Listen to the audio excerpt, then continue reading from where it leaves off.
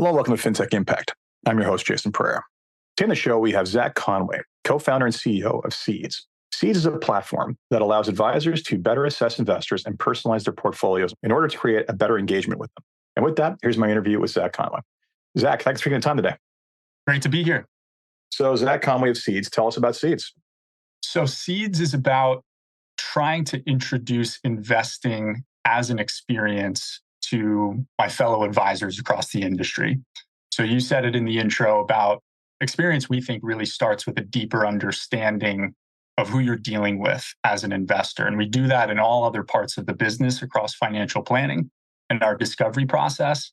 And so let's bring that to life when it comes to our investing process in the context of that broader financial plan. So if we can deeply understand somebody beyond sort of the typical metrics that we capture in KYC, behaviors, interests, what's most important to them, then I think we can shape a portfolio, so what you actually own, around that understanding, but arguably more importantly, how as an advisor we talk to that person. So everything, again, when we talk about experience, is shaped around that deep understanding. So the idea is really just to apply that around investing to convert what is traditionally sort of a mechanical process when it comes to investing with an advisor that can feel transactional and make it more meaningful, make it more engaging, turn it into an experience. So that's the goal. Excellent. So we're going to dive into that in a sec, but let's talk about the history of Seeds and how it came to be. What was the origin story? So I started as an advisor. And when I joined the business, it was apparent to me early on, and I've said this before, that I wasn't necessarily going to be passionate about financial planning. I wasn't super excited to come do sort of planning in the academic sense. But what was exciting was the client engagement and the trying to build a business that made us look like heroes as advisors, made our customers really deeply value the relationship with us. And so, again, that buzzword of experience that we sort of throw around in the industry, what does that actually mean? And I touched on it a moment ago. It ultimately starts with a deep understanding of your client. If you can ask the right questions, understand who they are, what's most important to them, then you can really shape how you deliver services, traditional planning, everything we do around that deep understanding. And that's ultimately what I think can create a great experience. Of course, we want it to be digital, we want it to be slick, we want it to look great, but it's ultimately about how you understand who that person is and what's most important to them. And what I noticed early on in our business was that we were doing that around everything we provide as it relates to traditional financial planning. So in our discovery meeting, we're going deep, right? It's not just what's on the balance sheet. It's who are you? What legacy are you trying to create? What are your relationships? What is the quality of those relationships? All the way down to how you take your coffee.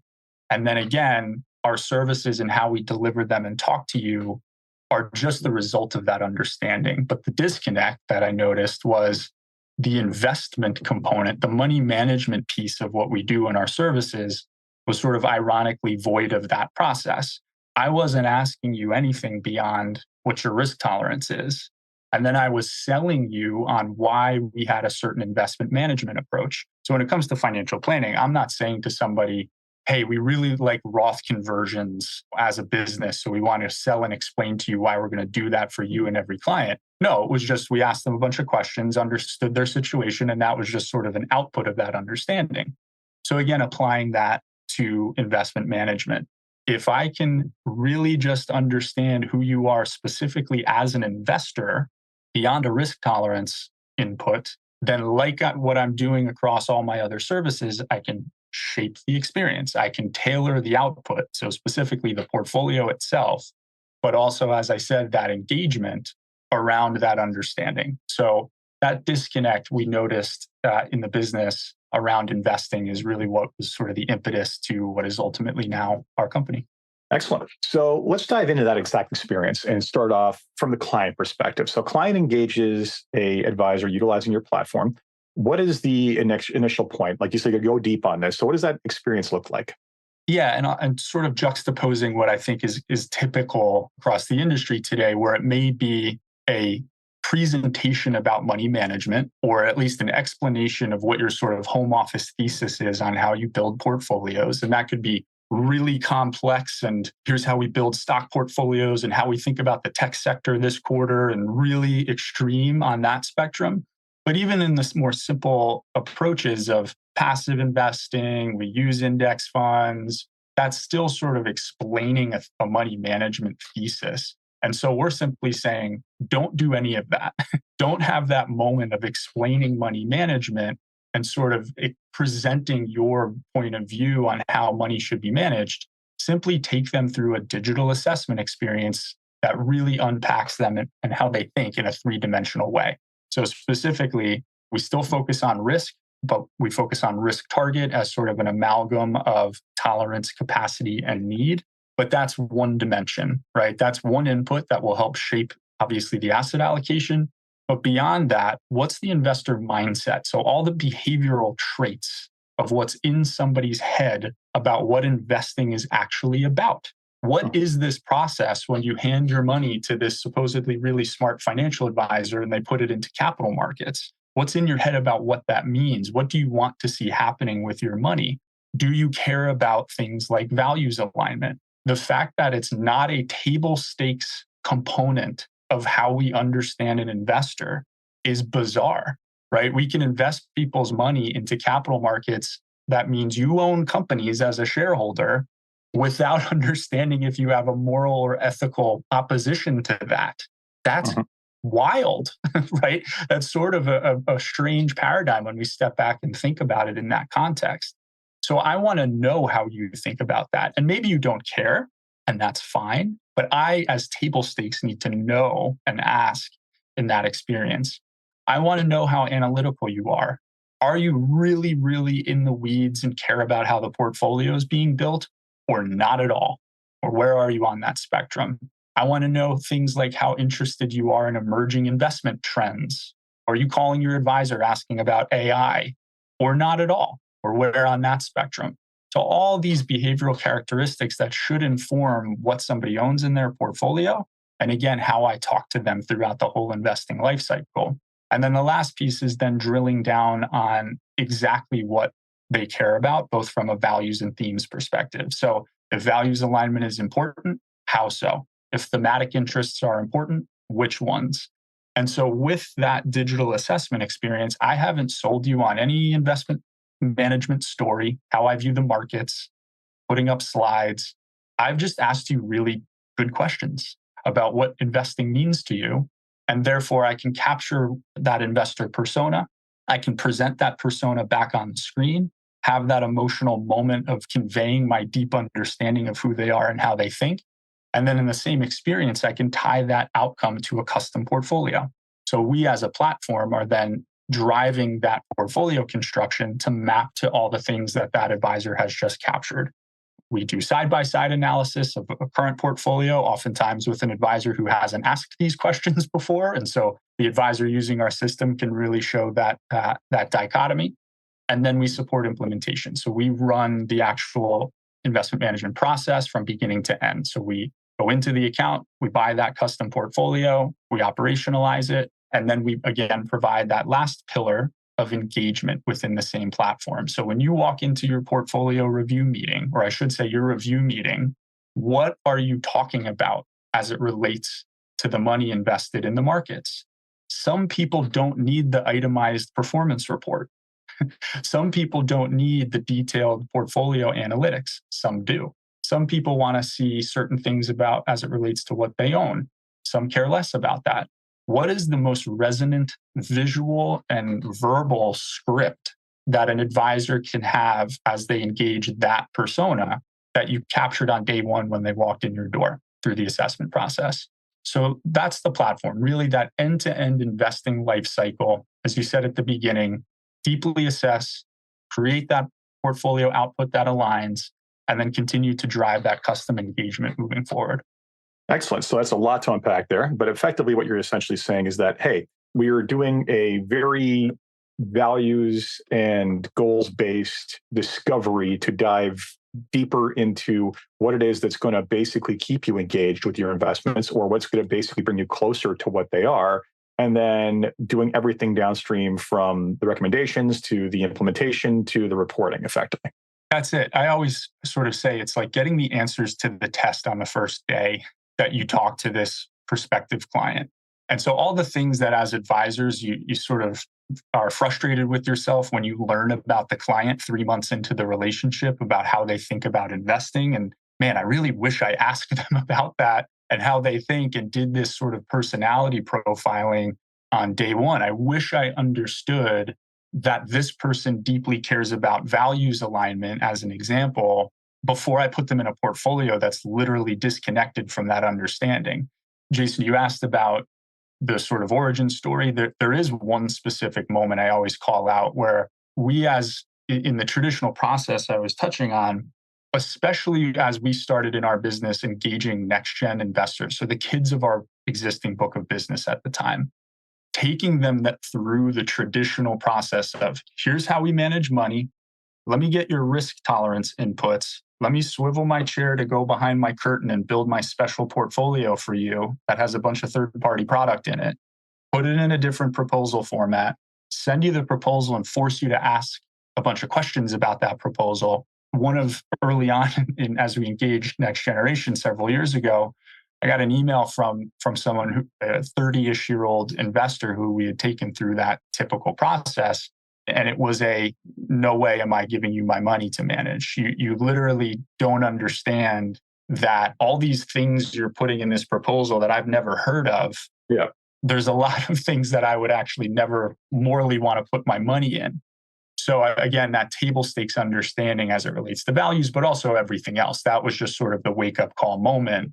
We didn't ask her. We just told her a bunch of stuff and tried to talk about how smart we were as money managers. And people don't care. They want to feel heard and understood. So that, again, was sort of one of those wake up call moments. Yeah, I mean, it's the common propensity of the industry to think that, okay, people are coming to me for my expertise, so therefore, like, I have to tell them what to do. And too often that leads to simply just not listening or concerning yourself with the fact that we're there to serve them. They're not here to buy our widget because we have the best widget. Like it's a bizarre, we talk a big game in general in marketing, right? Every institution does about customization, listening, and all this other stuff. But then the experience is so broken when it goes to the individual because the advisor's there because I'm the guru to be listened to. And it's at the end of the day, people need to pull away from the old numerical belief that optimization of the client is getting the highest return. It's meeting multiple forms of utility. And that can be that those are planning goals based as well as values based. And you need to basically kind of check all those boxes effectively to the degree that you can, because sometimes you just can't, to get them as close to satisfied and personalized as possible. That's it. And again, it's maybe this is oversimplifying it, but it just comes down to, are you not selling your widget, right? What you just said, here's why we do this way, because we believe these things. And you can apply that again across, we don't do it as it relates to planning, right? My point from earlier, sort of that irony of we've gotten it right typically when it comes to financial planning. We're just asking the right questions. We're not saying we do trust structures this way because we believe this and this and this. It's no, we just ask you about your situation and do the discovery process and listen, convey that understanding, and then shape the plan around that understanding. And the investment component of our services is, for some bizarre reason, disconnected from that thinking. There was a Bloomberg article, I did a LinkedIn post recently about a Bloomberg headline that said, with banks offering 5% returns, financial advisors are fighting irrelevance. And think about there's an irrelevance article like literally every week. Oh no, ETFs again. Sorry, I'm sorry to cut you off and go on a diatribe. This is the common refrain from people who don't understand what it is that most financial advisors do, which is not just sell investments. It is a antiquated notion, but continue. Well, and so that's exactly it. But think about, so we're whatever it is, 50, 60 years into the industry. And this far in, so it's still nascent in the context of other industries, but this far in, to your point, that's still how people perceive our value. It's literally about, can this advisor get me better returns than the next advisor? And our point is, we have created that problem for ourselves. We have done it to ourselves. I'll also blame Hollywood for that, because that's part of it. We create that problem for ourselves in the way we present ourselves, but also media reinforces that because that's what's exciting. Oh, it's the sexier, easier sell, right? My dad started in the industry in 1984 as a financial planning focused firm, right? It didn't really exist yet. They were ahead of their time, big growing firm, and it was financial planning first. As Wolf of Wall Street, greed is good, stockbroker world still existed. And in that context, back in 1984, the easier way to gain a client who has no idea what this whole value proposition of financial planning is all about is to say, we can get you better performance. And we just haven't removed that from our DNA. And so, yes, and then Hollywood reinforces that paradigm and around we go. And so when it comes to investing, even in a firm that really talks about experience, deeper value, holistic planning, I talk to advisors every day. We're still doing it to ourselves a little bit or a lot, right? It's on a spectrum with every firm, but ultimately that more emotional investment story, fear and greed, it's easier. It's a more emotional selling point. So yeah, that's the struggle, and that's what we're trying to help fix. Well, it's also what we train people for. I mean, I just heard Megan Lert speak at a conference where she's talked about how talking to advisors, they say, well, I want to talk about these things with my clients. When they come in, all they talk about is investments. And her response is like, well, what do you talk about when they come in? The answer is investments. It's like, well, guess what you train them to do, right? Like as someone who's, in my day job as a planner, basically been very focused on basically goals and goals deliveries and actualization. So little of my conversations are based around investments. So frankly, it's just a matter of getting clients used to it. It's a training exercise, and you have to repeat it over and over. And it's a balancing act, to your point, because even if we were doing it right and Hollywood wasn't reinforcing the wrong stuff, it is just an emotional fear built into our psychology that inherently with investing, you're seeking a good or higher return. And so we have to appease that to some extent and address it and have the conversation, but it's a slippery slope. Mm-hmm. So again, trying to remove the sales conversation altogether, right? When people walk in your office, you're not putting up slides about how you built models or your portfolio construction, but arguably most of the industry still is. And as I go to, Jason, I saw you at an industry conference, and at that conference, I think I talked to 60 advisors back to back in meetings. Everybody intuitively knows this. Everybody agrees that we're doing this to ourselves. We're telling this money management story, and then it bites us when the S&P goes down. Mm-hmm. And so we know it intuitively, and now we think we're just sort of at the precipice of the correction. How do we cross the industry again? We make investing an experience and not a sales process. That's, again, what we're trying to do. And, I think a big part of it is basically, it's funny because what you've done with the values discovery is you've done it in the context of investing. But the reality is that you're simultaneously helping shift the focus off the investing, right? Because you're making it about, again, if it's in service of goals, if it's in service of values, right? As I say to clients who basically get involved in social responsible investing, we get into the question of is this going to underperform or outperform? And my general belief is we don't have enough data, but also if everything's equilibrium, if you make cost of capital cheaper for one group and more expensive for the other, then that's going to eventually equal itself out. But my response is doesn't matter, right?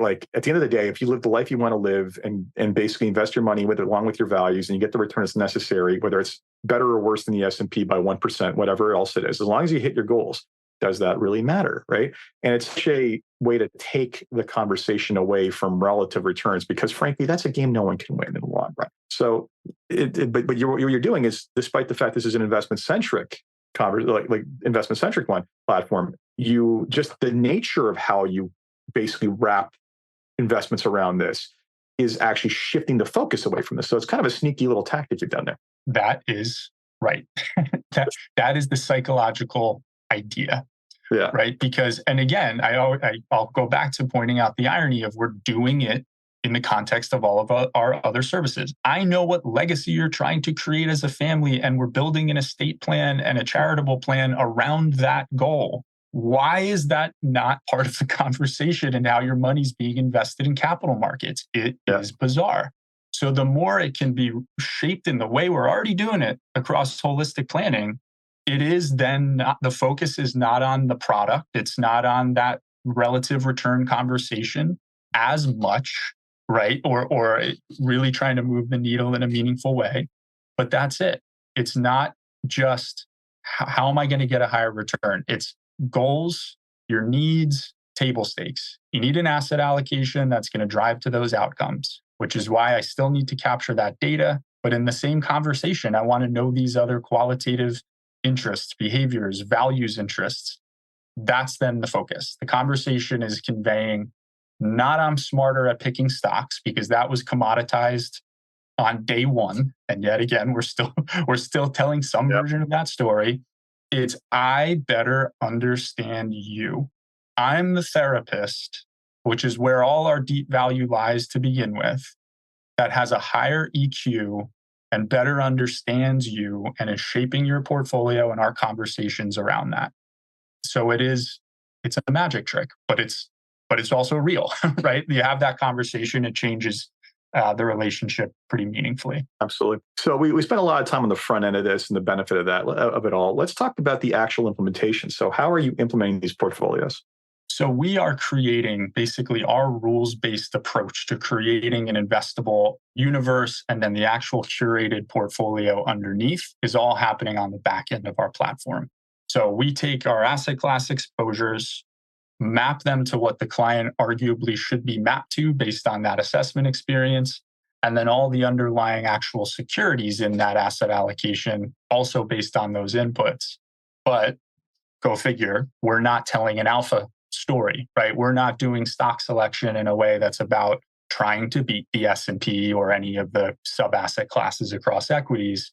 It's about creating an asset allocation that ties to the relative benchmarks, but does so in a way that reflects all the inputs you've captured on the front end. We're then operationalizing it. So when the client says, yes, of course, I want to open an account because you understand me so deeply and my portfolio conveys that understanding, the advisor processes that through our platform and we go buy the positions, trade the portfolio, tax loss harvest, automated rebalancing. So you're familiar with the term sub-advisor. Technically, on the back end on the account, we are the sub-advisor running that process. So the point of that too is, as an extension of what we're hitting on, if your core value isn't the way you've put a model together and what third-party ETFs you've thrown into the model, then why are you having the burden of the operational cost to maintain that model or whatever your investment output is? So that's part of our discussion with advisors. Because that's not the value, you're changing the paradigm on the front end. Let us offload the operational burden too, so you can go build relationships, prospect, do financial planning. So that's, so we do that work for the advisor. Excellent. So let's talk about the reporting side then. Talk about how you're enabling kind of the follow-up on the investment side with everything you've done before. Yeah, so if we have a three-dimensional picture of the investor, what's the three-dimensional or most resonant story I can tell, again, when I walk into that review meeting or really at proposal phase, so the whole life cycle. When I present the portfolio for the first time, how am I talking about it? And then when they become a client and I walk into a review meeting, what am I showing and telling them about the portfolio? So things like if they're interested in values alignment to the degree that that's more significantly important to them, then the story is more shaped around that, as opposed to every review meeting, you throw up a performance report and talk about what the S&P 500 did last quarter. And that client, had you otherwise not asked the question, is rolling their eyes at you because they're totally disinterested. It doesn't mean anything to them.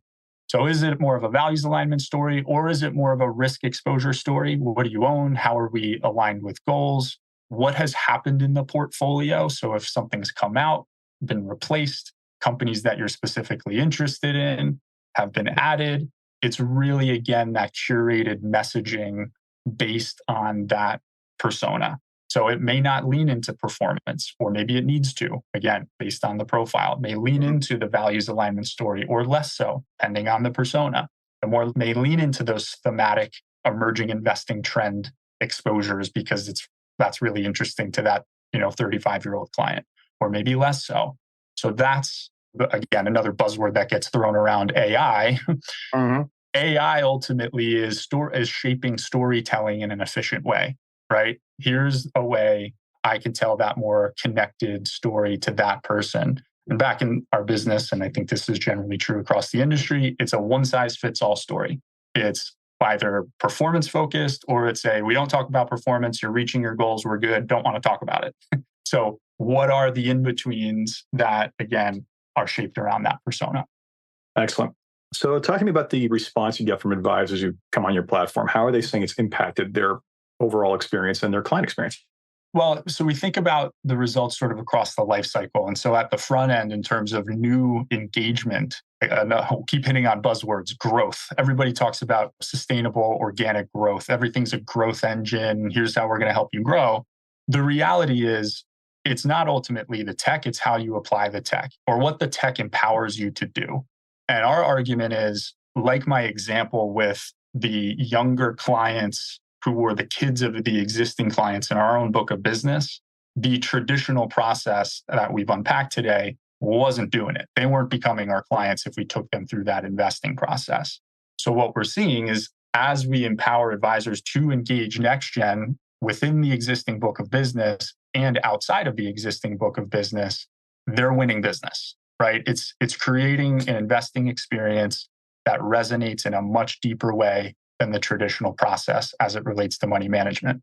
Part of the reason there is that that generation has grown up with the robo platforms that are engaging in a digital way when it comes to investing. And so they're looking for a human advisor at a certain inflection point of wealth, but they need that more engaging and that conversation as an advisor understands them. Then throughout the rest of the life cycle, so with current clients, once they're onboarded onto the platform, we have advisors and we're really working on quantifying this, but sharing with us how much those review meetings have shifted, right? Even for clients that have been so focused on getting into a review meeting and expecting a conversation around a performance report, they've been able to transition that conversation, get more referrals as a result of shifting it. Anecdotally, we hear all the time, I'm going to go introduce you to someone because I know that they'll appreciate being taken through this process as opposed to you talking about how you manage the money. So again, throughout the life cycle, we're really seeing those pretty exciting results as advisors start to engage. Yeah, I also think it's funny. I think that the next generation, it's not just the robo platforms. They came up they started basically investing in a world where people weren't called stockbrokers or investment executives or anything of the sort, right? They were called advisors and planners. Those words mean something. And they've heard the sales pitch that too often the industry has failed to deliver on, and that planning for goals and all this stuff. So they've basically grown up on some of the marketing of the right stuff. And then there's a real disconnect when they basically go meet with an advisor and they're getting sold a product on the first meeting, right? So again, own goals in the industry. It's that literally, I think we've actually started doing, especially in the US more than other places, a good job of getting people to understand what advice and what planning is to the early innings of this. But a lot of advisors just haven't woken up to the fact that that's true and shoot themselves in the foot every time they're in front of these people because they're still thinking that they're pitching to the previous generation whose understanding was different. Yeah, here's how I have access to alternatives that other people don't have access to. Oh, the exclusivity argument. So it's the exclusivity pitch, it's the better money management pitch, it's whatever it is. And again, the disconnect is they've experienced the commoditization of money management. They've done it themselves already. So they know that they need the therapist. They need the person to take their thumb off the sell button on the Robinhood account. They also need all the planning services, to your point, that they actually thankfully know is part of our value proposition. And yeah, we're then getting into those opportunities and sort of blowing it because it's a product sale, it's an investment management sale. We think that that's what they're attracted to. So seeds we really think of as the bridge, right? They expect a digital offering. They expect to feel heard and understood. They want it to be a meaningful experience. The advisors know that this is the only path to sustainable organic growth is talking to this demographic and all the demographics outside of their core book of current business. So how do you do it? You need to create that experience and not do the things everybody intuitively knows not to do. Well, that's the difficult part. It's maybe intuitive, but old habits die hard, unfortunately. So 3 questions that we end the podcast on a positive note. First one is, if you had one wish for something to change in your company, the industry as a whole, what would it be? I think it would be really making sure that when we go into firms and tell this story, we are doing even better at understanding what you just said about old habits die hard, right? We talk about polite disruption as a business where we need to fix this. And what gets me up every day is to go try to change this paradigm and help advisors grow. I'm one of them. I am an advisor. This is about growing the industry. But I also, and we as a business, to answer the question, need to walk into the door and really understand, sort of tongue in cheek. It's like Seeds is empowering advisors to deeply understand their end client to shape the experience. We're improving on how we do that when we walk into an advisor's office or get on a Zoom call. How do you do it today? Why are you still putting up the slides? What does that mean to you? Why are you still running the models this way? What does that mean to you in your value proposition? And doing that deep discovery so that we can politely disrupt them into the future so that ultimately they can engage next gen and grow. Yep. Momentum is a powerful thing to get past, unfortunately. Yes. Second question I have for you is, what's been the biggest challenge in the platform to where it is today? Money management. The pipes of this industry are, trying to think of the polite disruptive way to say it. Yeah, ancient. We'll go with ancient. So because part of, again, we're trying to be this full life cycle experience and take these sort of squishy steps out of the process with investment management and do it for the advisor, doing it for the advisor is complex.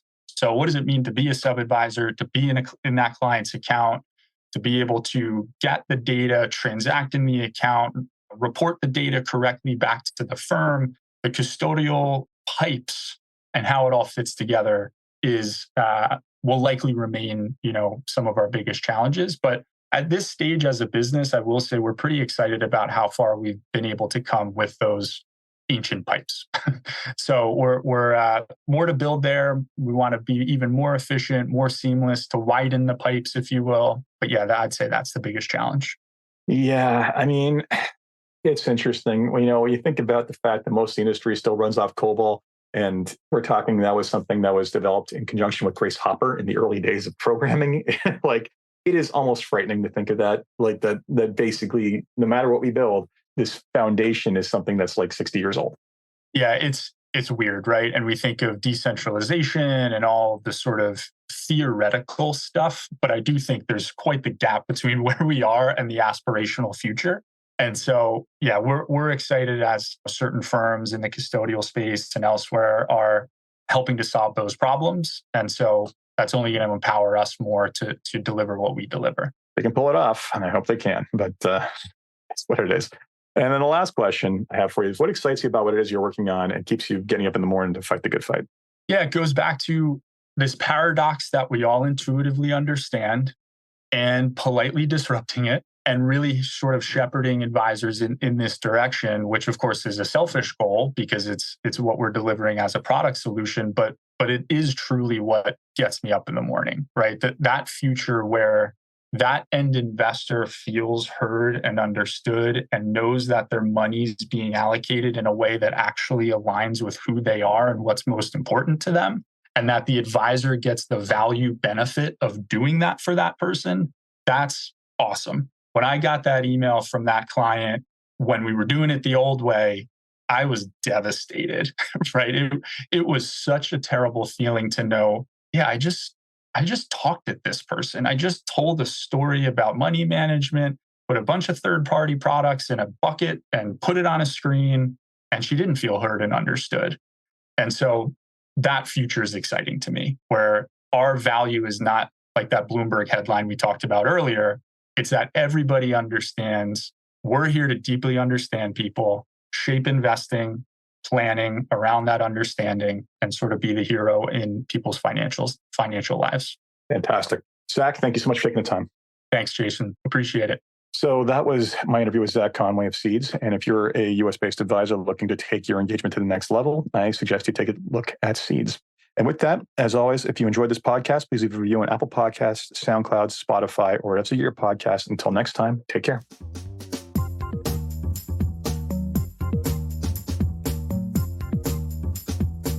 This podcast was brought to you by Woodgate Financial, an award-winning financial planning firm catering to high net worth individuals and their families. To learn more, go to woodgate.com. You can subscribe to this podcast on iTunes, Stitcher, and Google Play, or find more episodes at jasonpereira.ca.